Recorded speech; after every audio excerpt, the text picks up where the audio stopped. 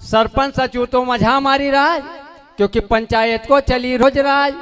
अरे आवका कोटा खाई जा रहे मोटा, उनका जरा भी नहीं आवती लाज। तो एक पंचायत की बात नहीं कहते तो पूरा मध्य प्रदेश में चली रोज चालो।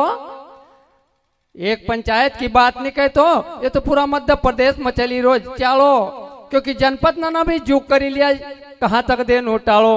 क्योंकि कहीं स्कूल रोड भवन कागज पर बनी जाए, असा धौला पकड़ी ले जकालो।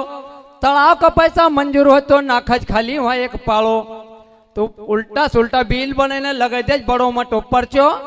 ध्यान से सुनो जरा सरपंच सचून को डेली नीत को खर्चो।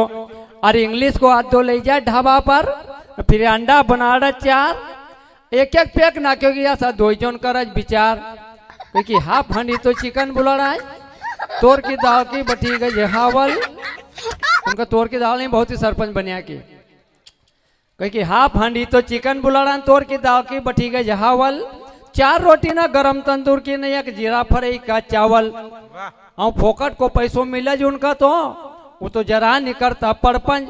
पठी माथा में दारू की कई सचूसी सरपंच। अरे कौन भौंक रहा है ये बदतमीज।